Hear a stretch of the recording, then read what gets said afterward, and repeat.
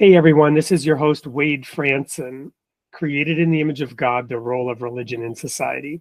We're here with a recurring visit from our favorite neighborhood, or should I say global economist, Bruce Koerber. Welcome into the studio, Bruce. Thank you, Wade. I'm glad to be here again. We are here with the fourth installment of your 5-part series that we've been airing over the last 3 months. And this installment is titled Reuniting Ethics and Economics. And this is interesting because as you and I were just chatting behind the scenes, we're pre-recording this sneak peek prior to the pending election of a new president here in the United States. And this show will air on November 12th after the election of that new president.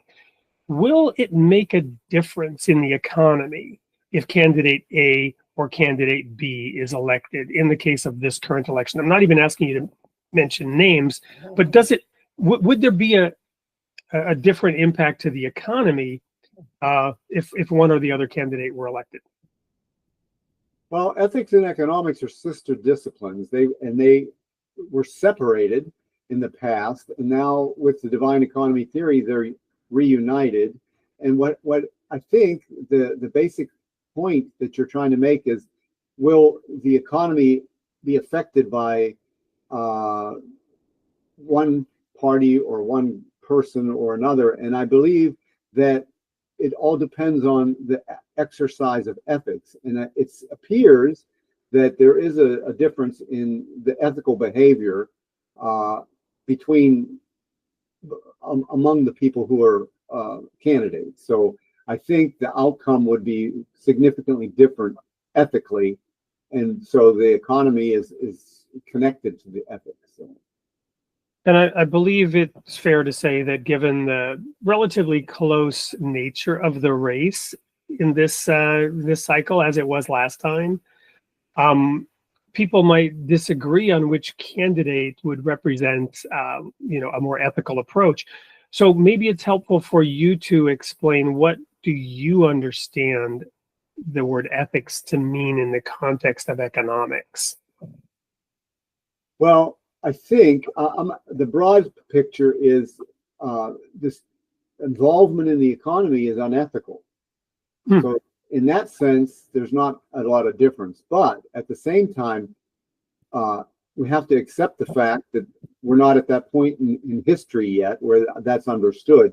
So there will be people who are in power who are going to be interfering with the economy, but some are more ethical than others. And so our choice is which one. I mean, if we're going to pick between 2 or 3 or 4 or whatever, we want to pick one has the most ethics, and so that would least impact the economy. Well, that's an interesting perspective, and we don't have much time in the sneak peek, but let me just tease this idea out there, and that is that we recently had a devotional gathering with a number of people, and it came up, people often ask, where's God in all this, right? And they lose faith in God because of what they see happening. And I said, the answer is simple.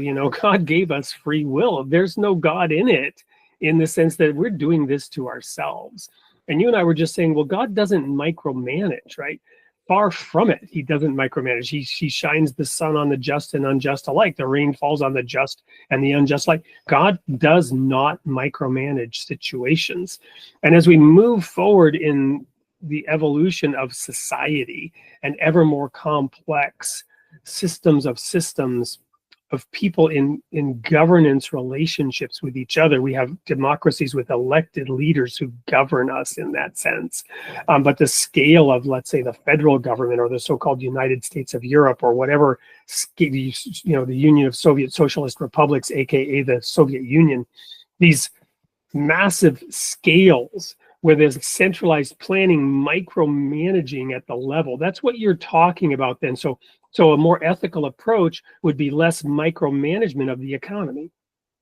And yet I would submit that many people believe the opposite to be true.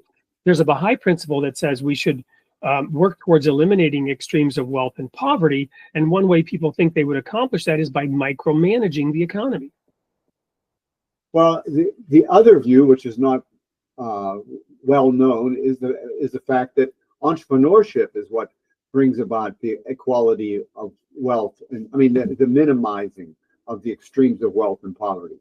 Because a person who has nothing can acquire great wealth by serving customers, serving consumers, and so those who don't serve could lose their wealth. So there's this dynamic that's there that's always present when entrepreneurship is driving it, rather than some arbitrary decision from on high. Wonderful. Well, Bruce, thank you so much for coming to the studio to create this sneak peek. There you have it, the introduction. Come prepared to hear a whole lot more on November 12th, 8 p.m. Central Time for episode 124 of Created in the Image of God. See you there.